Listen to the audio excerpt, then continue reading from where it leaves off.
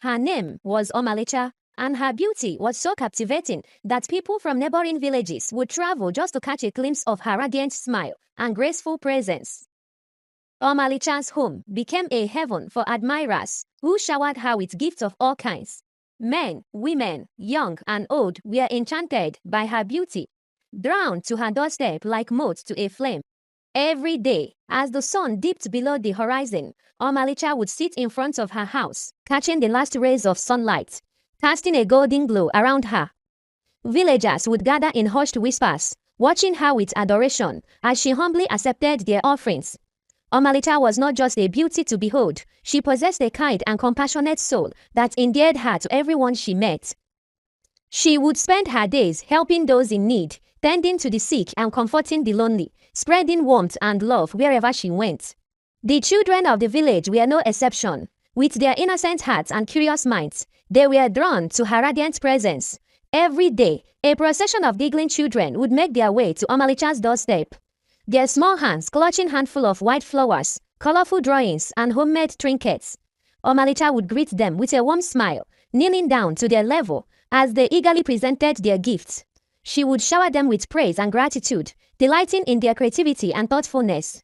Together, they would spend hours playing games, telling stories, and exploring the wonders of the natural world. In Omalicha, the children found not just a beautiful lady to admire, but a friend and mentor who nurtured their imaginations and encouraged their dreams. She became a beloved figure in their lives, a source of comfort and joy in a world filled with uncertainty. As the days turned into weeks and the weeks into months, Omalicha's bond with the children deepened, weaving a tapestry of love and affection that enveloped the entire village. From the oldest elder to the youngest child, everyone found solace and happiness in her presence. As the princess of Umuaku community, head of Omalicha and the adoration she received from the villagers, a pang of jealousy stirred within the princess's heart. Accustomed to be the center of attention, she couldn't fathom someone else captivating the affections of the people. The princess brooded over the news of Omalicha's popularity. How could this mere village maiden steal the spotlight that rightfully belonged to her? She was the king's daughter after all, destined to be admired and respected above all other maidens. Driven by envy, the princess devised a plan to undermine Omalicha's standing in the village. She would use her royal influence to tarnish Omalicha's reputation, casting doubt upon her intentions and sowing discord among the villagers. The princess decided to pay Omalicha a visit. As Omalicha welcomed the unexpected visitor into her humble abode, a genuine smile graced her lips. Her heart filled with warmth and gratitude, she greeted the princess with genuine kindness, unaware of the jealousy that simmered beneath the royal facade. The princess, feigning admiration for Omalicha's beauty and grace, she complimented her on her radiant complexion and elegant demeanor, masking her true intentions behind a veil of flattery. As they sat together, exchanging pleasantries, the princess's eyes lingered on the maiden before her. She studied Omalicha's features, searching for any flaw that might justify her own envy and insecurity. But try as she might, the princess found no fault in Omalicha's beauty, no blemish to tarnish the allure that captivated the hearts of the villagers. Instead, she saw a woman of uncommon kindness and compassion, a woman whose inner beauty shone as brightly as her outward radiance. The princess invited Omalicha to the palace. With the princess's invitation to the palace ringing in her ears, Omalicha's heart danced with excitement. She had never stepped foot inside the royal palace, and the prospect of such an honor filled her with an indescribable joy. As she bid farewell to the princess, Omalicha's mind raced with anticipation. She imagined the opulent chambers and magnificent gardens that awaited her, eager to experience the splendor of royal life. Days passed, and the appointed day of her visit to the palace arrived. Dressed in her finest attire, Omalicha made her way to the grand gate, her heart fluttering with nervous excitement. As she passed through the ornate entrance, she was greeted by a retinue of servants who ushered her into the heart of the palace with all the pomp of ceremony befitting a royal guest. But unbeknownst to Omalicha, the princess's invitation was not born out of genuine kindness, but rather from a place of envy and spite. Hidden behind the facade of hospitality lay a wicked plan, carefully crafted to tarnish Omalicha's reputation and undermine her standing in the eyes of the villagers. As Omalicha marveled at the splendor of her surroundings, the princess watched from the shadows, a wicked gleam in her eyes. She had devised a shame to embarrass Omalicha in front of the royal court, to expose her as nothing more than a common village maiden, unworthy of the adulation she received. As the princess welcomed Omalicha into the palace, her lips curved into a deceptive smile, masking the envy that churned within her heart. She extended a delicate hand, offering Omalicha a shimmering golden necklace, a prized possession that had once belonged to her late mother, the queen. Omalicha's eyes widened in amazement as she accepted the gift, her heart overflowing with gratitude for the princess's apparent kindness. She thanked the princess profusely, her voice filled with genuine appreciation for the beautiful token of generosity. Unaware of the darkness that lurked beneath the surface, Omalicha admired the intricate design of the necklace, its golden hues glittering in the soft light of the palace chambers. Little did she know that behind the facade of the princess's kindness lay a heart consumed by envy and malice. As Omalicha adorned herself with the necklace, a sense of foreboding washed over her, a fleeting whisper of doubt that she quickly brushed aside. She was determined to enjoy her time in the palace, to bask in the luxury and opulence that surrounded her, oblivious to the danger that lurked in the shadows. As Omalicha bid farewell to the palace, as the sun rose on the following day, casting its golden rays over the village, a shadow of the sight descended upon Omalicha's home. The princess, with a heart consumed by envy, feigned distress as she claimed that her prized golden necklace, a cherished memento of her late mother, had been stolen by Omalicha. Rage burned within the king's heart as he heard his daughter's accusation, his brow furrowing with anger at the thought of the betrayal within his own kingdom. Without hesitation, he ordered his guards to retrieve Omalicha and bring her to the palace, determined to uncover the truth behind the princess's claims. With heavy hearts, the guards descended upon Omalicha's humble abode, their faces etched with solemn determination as they approached the unexpected maiden. As they laid eyes upon the golden necklace adorning Omalicha's neck, they were convinced of her guilt by the damning evidence before them. With little regard for Omalicha's protest of innocence, the guards seized her roughly, their hands closing around her wrist as they dragged her from her home and towards the imposing walls of the palace. Omalicha's heart pounded with fear and confusion, her mind racing with questions as to how she had become ensnared in the princess's web of deceit. As they entered the grand hall of the palace, Omalicha's eyes widened in disbelief at the sight of the king, his expression stern and unforgiving as he stood before her. Her voice trembled as she pleaded for innocence, her words falling upon deaf ears as the king's judgment was clouded by the accusations of his beloved daughter. The princess watched in silence as Omalicha pleaded her innocence before the king. With a heavy heart and a sense of duty to uphold the laws of the kingdom, the king rendered his judgment. In accordance with the severity of the crime of theft, he decreed that Omalicha would be banished from the community, never to set foot within its borders again. The weight of the king's words hung heavy in the air. Tears welled in her eyes as she realized the magnitude of the injustice that had befallen her, her heart breaking at the thought of leaving behind the only home she had ever known. With a heavy heart, Omalicha was escorted from the palace ground by the same guards who had dragged her there, her steps heavy with sorrow as she made her way back to her humble home. The once familiar streets now felt foreign and unwelcoming. As she crossed the threshold of her home for the last time, Omalicha gathered her few belongings and set out into the unknown, her heart heavy with grief and uncertainty. As Omalicha disappeared into the distance, the villagers watched in silent sorrow, their hearts heavy with regret for the injustice that had been done. Little did they know that the true thief was not Omalicha, but the princess whose envy had cast a shadow over their once peaceful community. Alone in a strange land, Far from the familiar comforts of her village, Omalicha found herself standing stranded at the unfamiliar village square. As Omalicha stood in the unfamiliar village square, her heart heavy with confusion, she felt the gaze of curious onlookers upon her. Unbeknown to her, her beauty, radiant even in the midst of her distress, began to draw the attention of the villagers. One by one, they approached her, their footsteps tentative at first, then growing bolder as they drew closer to admire the ethereal beauty that graced their midst.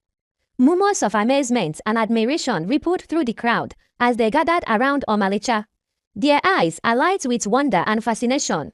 Though Omalicha's heart still ached with the loss of her community and the familiar faces she had left behind, she couldn't help but be touched by the kindness and warmth of the villagers who had welcomed her into their midst.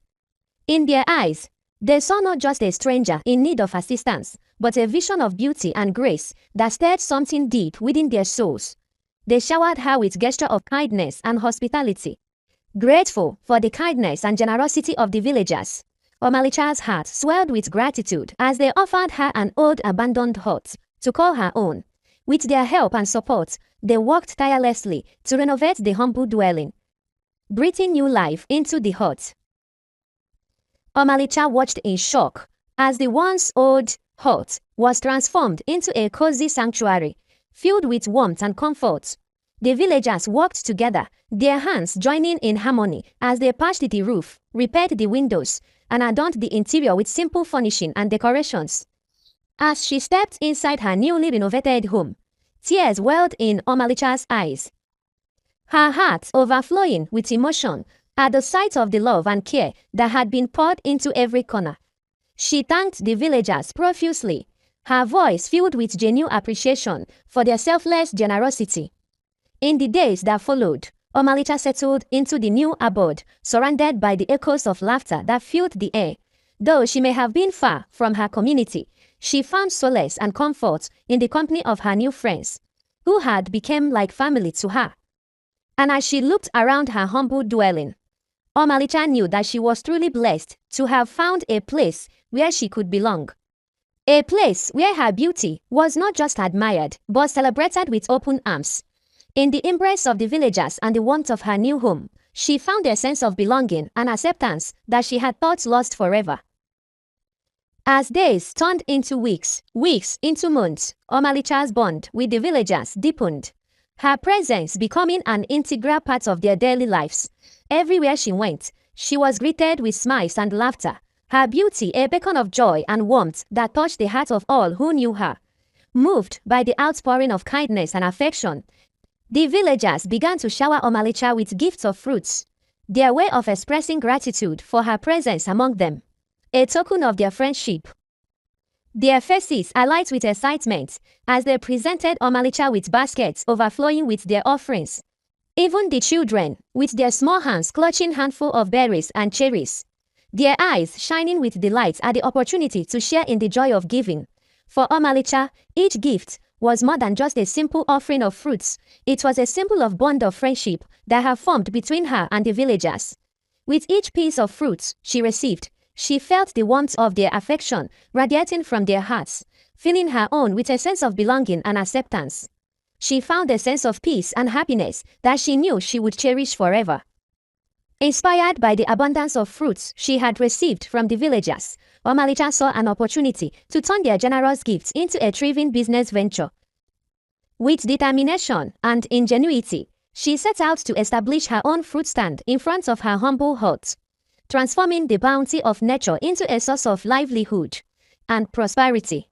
As she arranged her colorful display of fruits, arranging them with care and precision, the villagers gathered around, intrigued by the sight of their beloved Omalicha embarking on a new endeavor. With smiles and words of encouragement, they offered their support, eager to see her succeed in her new venture. With each passing day, Omalicha's fruit stand became a bustling hub of activity, drawing in customers from far and wide with promise of fresh fruits and friendly service. Omalicha's delicious fruits spread throughout the village. Her business flourished, her loyal customers returning time and time again. She became known far and wide as the friendly fruit seller, whose kindness and generosity knew no bounds. She had not only found a way to support herself, but had also become an integral part of the community, known and loved by all as the fruit seller whose fruits were as sweet as her smile. One day, a young man named Obinnaya came to buy fruit from Omalicha. As Obinnaya approached Omalicha's fruit stand, his eyes were immediately drawn to her radiant beauty. Her smile lightened up the entire street. Intrigued by her presence, he struck up a conversation, their words flowing easily as they shared stories and laughter. From that moment on, a deep bond formed between Obinnaya and Omalicha. Their friendship blossoming amidst the vibrant colors and fragrance aromas of her fruit stand. Each day, Obinnaya would return to her side, not just to purchase fruit, but to bask in her warmth and companionship. As they spent more time together, Obinnaya found himself drawn to Omalicha not just for her outward beauty, but for the kindness, intelligence, and grace that radiated from within. He admired her strength and resilience, her unwavering determination to succeed despite the challenges life had thrown her way. One day, as Obinnaya and Omalicha were having conversations, as usual, Omalicha shared her story with Obinnaya, his empathy swelling with each word she spoke. He could feel the weight of her pain, the injustice of her banishment echoing in the depths of his soul. With gentle compassion, Obinnaya offered words of comfort and support. He admired her strength and resilience in the face of adversity, her unwavering determination to succeed despite the hardships she had endured. Omalicha asked Obinnaya where he came from. Obinnaya began to cry. As tears welled up in his eyes, Omalicha's heart clenched with concern and confusion. She reached out to him, her hand resting gently on his shoulder as she expressed her genuine concern. Obinnaya, why are you crying? She asked softly, her voice filled with compassion. I only asked you a simple question. If I have offended you in any way, I am truly sorry. Please, tell me, what's wrong? Obinnaya took a deep breath, his emotions swelling within him as he struggled to find the words to express the pain in his heart. With a shaky voice, he began to open up to Omalicha, sharing the pain and sorrow that he had kept hidden for so long. It's not your question, Omalicha, he replied, his voice trembling with emotion. It's just that I have carried so much sadness and loneliness with me for so long. Your own is better, you know where you come from. But me, I know nothing about my roots, said Obinnaya. I was sold into slavery at the age of 1. It was my master who revealed to me how I was sold into slavery as a mere infant. He raised me as his own. But I was always reminded of my status as a slave, never truly free to explore my own identity. As Obinnaya's story resonated within her, Omalicha's mind raised, suddenly like a long-forgotten melody rising from the depth of her soul. A tale her mother had once told her began to surface. With a gasp of realization, Omalicha's eyes widened as she recalled the words her mother had spoken to her many years ago. It was a story of tragedy. Obinnaya, Omalicha called him. I remember the story my mother told me when I was just a child. My daughter, I will tell you a story, a tragedy that happened in this community many years ago. When the queen gave birth to his son, Prince Obinnaya, the king was happy for he had gotten an heir to his throne. But a tragedy befell the kingdom. After 1 year, the king's son got missing. The king was heartbroken. The land was in pain. The youths and all the palace guards went in search of the prince, but couldn't find him. The king was devastated. His beloved son, the heir apparent to the throne of Umuako, had vanished without a trace. Despite the efforts of the palace guards and the people of Umuako, the prince could not be found. As the days turned into weeks and the weeks into months, hope began to fade, replaced by a sense of despair that settled over the land like a shroud. The king mourned the loss of his son, his heart heavy with grief for the heir that had been stolen from him. The king made a promise that anyone who will bring back the lost prince will be rewarded with half of his wealth. The king's promise became a beacon of hope for the people, but despite their best efforts, the prince could not be found. The kingdom mourned the loss of their heir apparent, and the memory of Prince Obinnaya's disappearance remained a tragedy that haunted the land to this day. The king revealed a royal mark. The royal mark was a symbol of prince's lineage. It was said to be a mark of destiny, bestowed upon the heirs of the kingdom, as a sign of their noble birthright. The king hoped that by revealing this detail, someone would come forward with information that could lead to the prince's whereabouts. But despite the king's efforts and the collective search of the community, the prince remained elusive. His whereabouts shrouded in mystery. The royal mark, once thought to be a beacon of hope, had failed to bring the lost prince home. As Omalicha's eyes fell upon the royal mark etched upon Obinnaya's back, her breath caught in her throat, her heart pounding with disbelief. In that moment, the pieces of the puzzle fell into place, and she realized with a shock that she had been in the presence of royalty all along. "Obinnaya," Omalicha whispered, her voice trembling with amazement. "You bear the royal mark." Obinnaya's eyes widened in surprise as Omalicha's words sank in.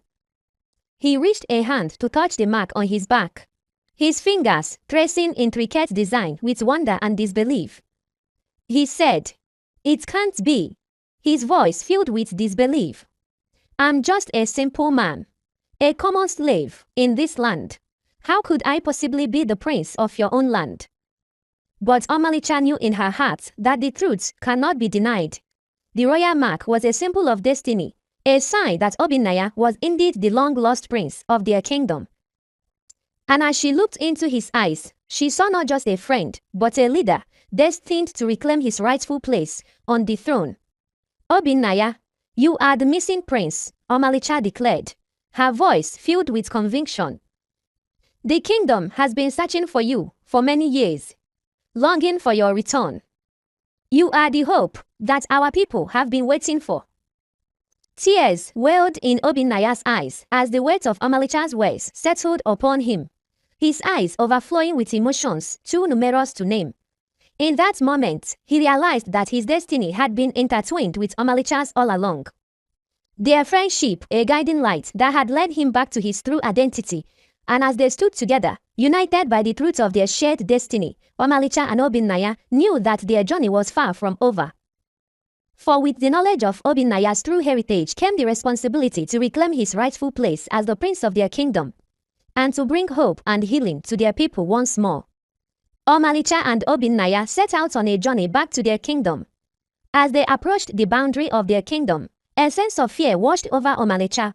Memories of her banishment and the pain of rejection flooded her mind, filling her heart with fear and uncertainty. But alongside her fear burned a flicker of hope, fueled by the knowledge that she was not alone, that she stood by the side of the long-lost prince, the rightful heir to the throne. With Obinnaya's hand clasped firmly in hers, Omalicha summoned the courage to face whatever challenges lay ahead. As they reached the palace gate, Omalicha's heart raced with anticipation, but as they attempted to enter the palace ground, they were met with resistance from the palace guards, their weapons drawn in a defensive stance. "We cannot allow you to enter," one of the guards declared. "The king has issued strict orders that no one is to enter the palace ground without his permission." But Omalicha refused to be deterred. With a voice filled with conviction, she spoke out, her words echoing through the air with a clarity that silenced the guards. "I am with the missing prince," she declared boldly, her voice ringing with authority. "I have come to return him to his rightful place on the throne." The guards exchanged uncertain glances, their resolve wavering in the face of Omalicha's bold proclamation. But before they could respond, the palace doors swung open, revealing the figure of the king himself. His expression a mixture of shock and disbelief, as he laid eyes upon Obinnaya standing beside Omalicha. A gasp of recognition escaped his lips, his heart leaping with joy at the sight of his long-lost son. "Obinnaya," the king whispered, his voice choked with emotion. "Is it truly you?" With tears streaming down his face, Obinnaya stepped forward, his eyes shining with love and gratitude as he embraced his father for the first time in years. And as Omalicha looked on, her heart filled with happiness at the reunion unfolding before her. She knew that she had played a crucial role in bringing about this moment of joy and reconciliation. Together, Omalicha and Obinnaya had overcome every obstacle in their path, their courage and determination leading them back to where they belonged, to the heart of their kingdom, and to the promise of a brighter future yet to come. As the king embraced his long-lost son, his heart overflowing with gratitude and joy, he turned to Omalicha with tears of gratitude glistening in his eyes. "Omalicha," he said, his voice choked with emotion, "you have brought back my son to me, and for that, I will forever be grateful." Omalicha's eyes filled with tears as she nodded, her heart swelling with happiness at the king's words of thanks. She had never imagined that her journey would lead to such a moment of joy and reconciliation. And she felt humbled by the role she had played in reuniting a family torn apart by tragedy. But amidst the joyous reunion, a somber note hung in the air as the princess stepped forward, her eyes filled with remorse and regret. She said, "Father, I have a confession to make." As the king turned to face his daughter, his brow furrowed with concern, the princess took a deep breath, steeling herself to reveal the truth that had weighed heavily on her heart for so long. "I was the one who accused Omalicha of theft," she confessed, her voice barely above a whisper. "Out of envy and spite, I falsely accused her, tarnishing her reputation and causing her to be banished from our kingdom."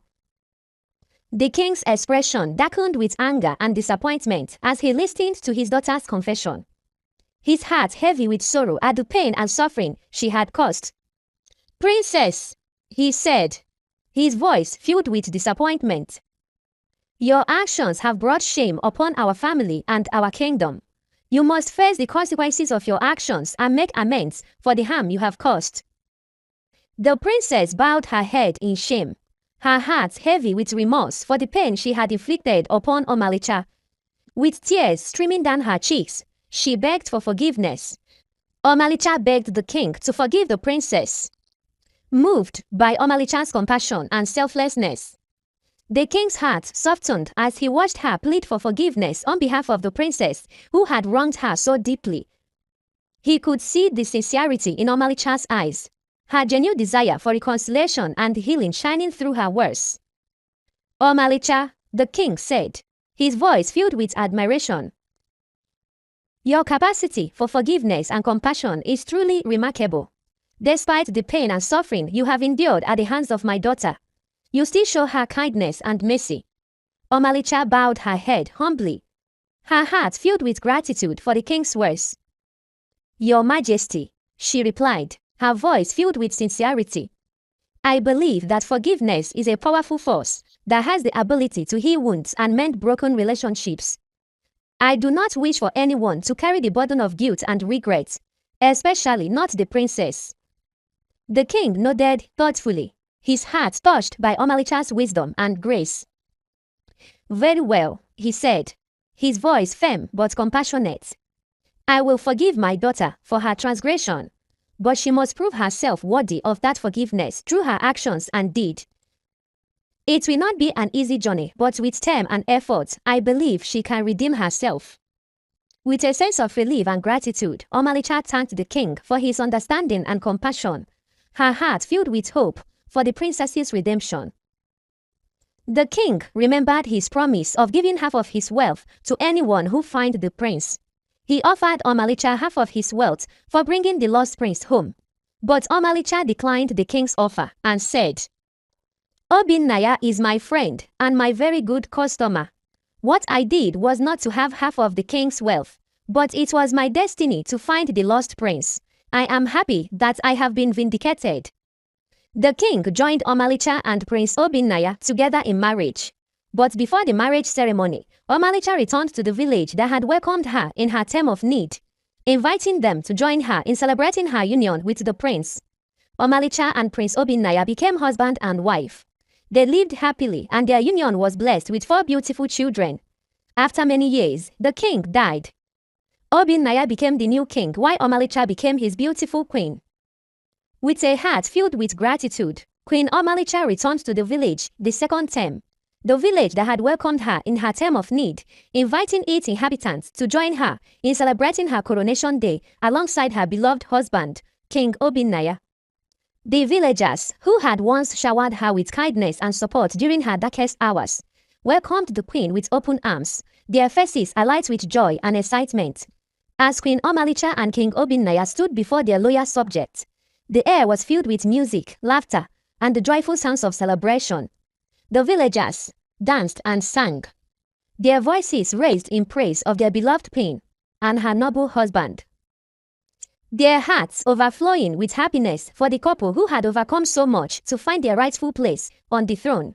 Amidst the festivities, Queen Omalicha took a moment to address her people, her voice strong and steady as she expressed her gratitude for their unwavering support and loyalty.